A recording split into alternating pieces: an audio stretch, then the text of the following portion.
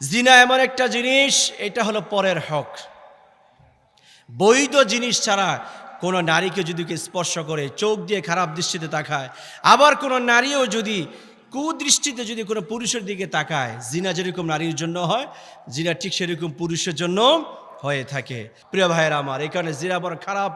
জিনা যে ব্যক্তি করবে, যে ব্যক্তি কর্তা, যত সহযোগিতাকারী, প্রত্যেকে আল্লাহর আদালতে দাঁড়াতে হবে। বিশ্বনবী একটু সামনে গেলেন, যাওয়ার পরে আল্লাহ রসুল সাল্লাল্লাহু আলাইহি ওয়াসাল্লাম দেখলেন একটা গ্রুপ রয়েছে যারা নারীর গ্রুপ। সেই নারীর গ্রুপ তারা হলো জিনাকারী। আল্লাহ সুবহানাহু ওয়া তাআলা তাদের জন্য শাস্তির ব্যবস্থা করেছেন, তাদেরকে অগ্নিতে প্রজ্বলিত করছেন। বিশেষ করে তাদের লজ্জাস্থানের উপরে বেশি আগুন দিয়ে হিট দেওয়া হচ্ছে। আল্লাহর হাবিব বললেন, হে জিব্রাইল, এই লোকগুলি কারাম, কেন তাদেরকে এভাবে পানিশমেন্ট দেওয়া হচ্ছে? জিবরাইল আমিন বললেন, ইয়া রাসূলুল্লাহ, এরা হলো সেই সকল নারী যারা নিজেদের লজ্জাস্থানকে হেফাজত করে নাই, যারা জিনাকারী, ব্যভিচারকারী। আপনার উম্মতের মাঝেও এমন একটা গ্রুপ থাকবে যারা জিনার সাথে ঝাঁপিয়ে পড়বে, জিনার সাথে যাদের সখ্যতা থাকবে, এরকম জিনাকারী যারা হবে তাদের আমল নামা এরকমভাবে কিন্তু শাস্তি দিয়ে ভরপুর করা হবে। নবী, আপনাকে চাক্ষুষ দেখানো হলো, কোন জিনাকারীকে আল্লাহ ছেড়ে দিবেন না, বরং জিনাকারী যদি কেউ হয় তাকে এইভাবে শাস্তি দেওয়া হবে। বিশ্বনবী মুহাম্মদুর রাসূলুল্লাহ সাল্লাল্লাহু আলাইহি ওয়াসাল্লামকে আল্লাহ পাক আয়াতে কারিমা নাজিল করে বললেন, নবী, ওয়ালা তাকরাবুজ জিনা ইন্নাহু কানা ফাহিশাতাও ওয়া সাআ সাবিলা। ও নবী, জিনা তো করা যাবে নাই, বরং জিনার কাছাকাছিও হওয়া যাবে না, নিকটবর্তীও হওয়া যাবে না। বড় অগ্নির জিনিস এটি, এমন একটা সেন্সিটিভ বিষয়, এটাকে আল্লাহ তাআলা পছন্দ করেন। আজকে আমাদের সমাজে জিনা তো হলো একটা মামুলি বিষয়, এটা অহরহ একটা বিষয়।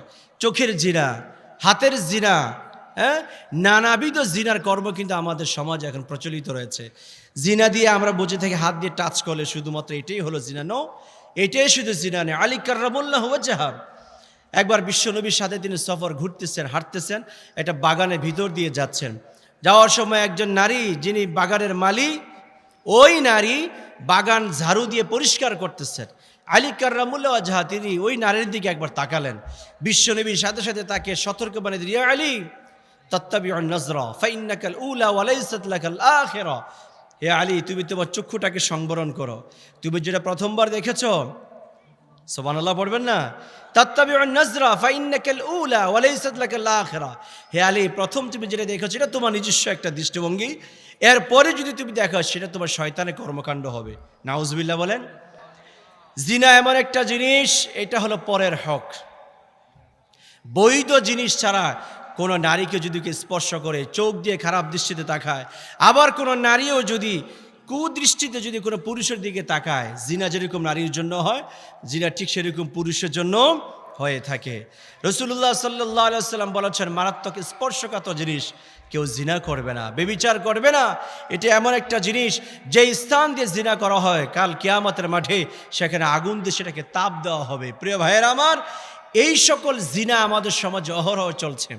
আমরা অনেক সময় দেখা যায় বোরকাটাকে আমরা অ্যাভয়েড করে থাকি, হিজাবটাকে আমরা তিরস্কৃত করে থাকি। আজকে আমাদের সমাজে, দেশেও দেখা যায় স্কুল কলেজে অনেক সময় যদি কোনো মেয়ে যদি বোরকা পরে যায়, আমরা কি তাকে প্রমোট করি না, তাকে আমরা টিজ করে থাকি, নিন্দা করে থাকি। এমনও দেখা গিয়েছে বাংলাদেশে পরীক্ষার হল থেকে, ক্লাস থেকে স্টুডেন্টকে, ছাত্রীকে বোরকা পরার অপরাধে তাকে ক্লাস থেকে বের করে দেওয়া হয়েছে। এমন নজিরও কিন্তু আমাদের দেশে আছে কি নেই? কি বলেন, আছে কি না? প্রিয় ভাইয়েরা আমার, বোরকা এটা হলো নারীর একটা ভূষণ, এটা তার সৌন্দর্য। হিজাব করা এটা হলো নারীর একটা ভূষণ, তার সৌন্দর্য। এটা শুধু নিজস্ব সৌন্দর্য নয়, আমার আল্লাহ তাআলা নিজেই তাকে এটা কায়েম করে দিয়েছেন বিধান হিসেবে। এটা করবা তো তোমার নিজেকে তুমি সেভ করলা, প্রোটেক্ট করলাম। বিশ্বনবী মুহাম্মদ রাসূলুল্লাহ সাল্লাল্লাহু আলাইহি ওয়াসাল্লামের উপর আমার আল্লাহ তাআলা আয়াত নাজিল করে দিয়ে জিনা থেকে নারী বাঁচার একটা পন্থা তৈরি করে দিয়েছেন। সুবহানাল্লাহ। প্রিয় ভাইয়েরা আমার, এই কারণে জিনা বড় খারাপ। জিনা যে ব্যক্তি করবে, যে ব্যক্তি কর্তা, যত সহযোগিতাকারী, প্রত্যেকে আল্লাহর আদালতে দাঁড়াতে হবে। একজন বনি ইসরায়েলের লোক জিনার কাজ করতে গিয়ে যখন তাকে বলা হলো, তার আপন চাচাতো বোন বলল, হে আমার ভাই শুনে রাখো, অর্থের অভাবে আমি তোমার কাছে এসেছিলাম, টাকা চেয়েছিলাম, পয়সা চেয়েছিলাম, তুমি আমাকে কুপ্রস্তাব দিয়েছ, 3বার আমি রিফিউজ করেছি, 4র্থবার আমি আমার পেটের দায়ে অভাবের হালতের কারণে আমি তোমার কুপ্রস্তাবে রাজি হয়েছিলাম। হ্যাঁ আমার চাচাতো ভাই, ইত্তাকিল্লাহ, তুমি আল্লাহর ভয় করো। এই কথা যখন সাথে সাথে বলল, ওই চাচাতো বোনের কথার কারণে চাচাতো ভাইয়ের শরীরের ভিতরে একটা কম্পন তৈরি হয়ে গেল। সাথে সাথে তিনি সে খারাপ কাজ থেকে বেঁচে গেলেন। এই লোকটাই ওই 3 ব্যক্তির অন্যতম একজন ব্যক্তি, যারা ঘর থেকে বের হয়েছিলেন, সফরে যাবেন, অন্ধকার হয়ে গেল, রাত হয়ে গেল, পাহাড়ের উপরে উঠলেন। ওঠার পরে যখন তারা ছোট্ট গুহা পেলেন, সেখানে তারা আশ্রয় নিলেন। পাথরে এসে পুরা গুহার মুখটা বন্ধ হয়ে গেল এবং 3 জন মানুষ তারা আটকে পড়ল। বলল, কি করা যায়, আমরা কেমনে এখান থেকে বাঁচবো? ওই যে চাচাতো ভাই, যিনি কুকাজ করতে গিয়ে কন্ট্রোল করেছেন ইত্তাকিল্লাহ শব্দের কারণে, রব্বুল আলামিনের কাছে তিনি হাত তুলে বললেন, রব্বুল আলামিন, আমি আমার জীবনে যতগুলি ভালো কাজ করেছি, আমার জীবনের শ্রেষ্ঠতম ভালো কাজ বলে যে কাজটি আমার কাছে মনে হয়, সেটা হলো আমি আমার আপন চাচাতো বোনের সাথে জিনা করতে ইচ্ছা পোষণ করেছিলাম। ইত্তাকিল্লাহ শব্দটুকু বলার সাথে সাথেই আমি সেই কাজ থেকে ফিরে এসেছি। রব্বুল আলামিন, এই কাজটা যদি আমি আপনার সন্তুষ্টির জন্য যদি করে থাকি, আয় আল্লাহ, এই কঠিন মুসিবতের মাঝে আপনি আমাদেরকে বাঁচাইয়া দেন। আল্লাহ তার ডাক শুনেছেন, সবাইকে সেখান থেকে বাঁচাইয়া দিয়েছেন। সুবহানাল্লাহ পড়েন।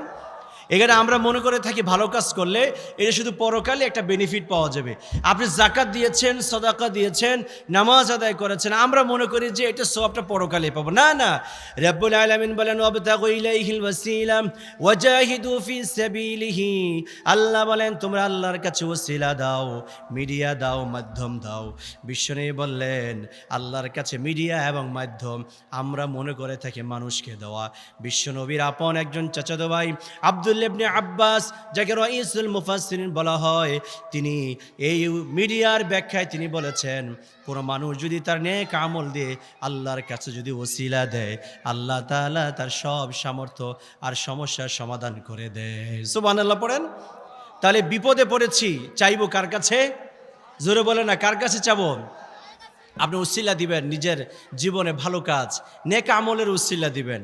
আপনার জীবনে যে ভালো কাজ করেছে, আল্লাহর বলেন যে, আল্লাহ, সারা জীবনে আমি তেমন কিছু করতে পারিনি, তবে আমার কাছে এই আমলটা উল্লেখযোগ্য মনে হচ্ছে, রব্বুল আলামিনের উসিলা আপনি আমাকে হেফাজত করেন।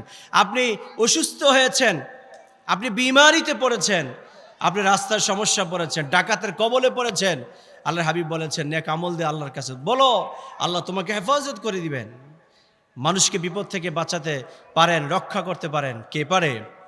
আল্লাহ। জোরে বলেন না, কে পারে? আল্লাহ পারে। আমরা আমাদের জীবনে এমন অনেক মুসিবত থেকে বেঁচে গিয়েছি। আপনি নৌকা দিয়ে যাচ্ছেন, লঞ্চ দিয়ে যাচ্ছেন, স্টিমার দিয়ে যাচ্ছেন, দেখা গেল সব মানুষগুলি বন্যায় কবলিত হয়ে স্টিমার টালমাটাল অবস্থা। কি হবে এখন? পানিতে ঝরে পড়ে যাবেন। সে তখন দেখা যায় মুসলমানও আল্লাহরে ডাক দেয়, হিন্দুরাও কিন্তু আল্লাহরে ডাক দেয়। কি বলেন, দেয় কি দেয় না? সবাই তখন আল্লাহরে ডাক দেয়। আল্লাহ বললেন, হিন্দু, তোর ডাকটা আমি শুনবো না, আমি ডাক শুনবো তার, যে লোকটা কালিমা পাঠ করে মুসলমান হয়েছে, তারে আমি কবুল করে নিয়েছি। সুবহানাল্লাহ পড়েন। সেই সময়ে আমরা অনেক সময় কালিমা পড়তে পারি না, বিপদ থেকে বাঁচার জন্য তৌফিক চাইতে পারি না, কিন্তু আল্লাহ তাআলা আমাদেরকে বাঁচায় দেন। কেন বাঁচায় দেন? আল্লাহ এমনিই কিন্তু বাঁচায় দেন। আল্লাহ মাঝে মাঝে আল্লাহ বান্দাকে বিপদ থেকে বাঁচায় দেন। ওই যে আপনার জীবনে ভালো ভালো কিছু আমল রয়েছে, কিছু নেক কাজ রয়েছে, কিছু দান রয়েছে, কিছু সাদাকা রয়েছে, মানুষের উপকার রয়েছে, এই কাজগুলি থাকার কারণে আপনি মনে করেন যে আল্লাহ আপনাকে বাঁচাই দিছে। আল্লাহ আপনার বাঁচাই দিছে আপনার ভালো কাজের মাধ্যমে। সুবহানাল্লাহ। ড্রাইভার রাস্তা দিয়ে যাচ্ছেন, গাড়ি নিশ্চিত অ্যাক্সিডেন্ট হবে, সব মানুষগুলি মৃত্যু পড়ার কথা, কিন্তু ড্রাইভার তিনি তার বিচক্ষণতার কারণে সুন্দর করে তিনি গাড়িটা সেভ করেছেন, অ্যাক্সিডেন্ট হয় নাই। আমরা বলি কি যে ড্রাইভারটা খুব ভালো হওয়ার কারণে আজকে আমরা বেঁচে গিয়েছি, অভিজ্ঞ ড্রাইভার হওয়ার কারণে আমরা বেঁচে গিয়েছি। আসলে এটা মূল কথা নয়। মূল কথা হলো আপনার জীবনে অনেক ভালো কাজ রয়েছে, যে ভালো কাজটা আপনি এখন বলতে পারেননি, কিন্তু আল্লাহ তাআলা এটা কবুল করে দিয়েছেন, যার উসিলা করে আল্লাহ তাআলা আপনাকে হেফাজত করে দিয়েছেন। আল্লাহ আমাদেরকে হেফাজত করুক। সবাই পড়ি আমিন।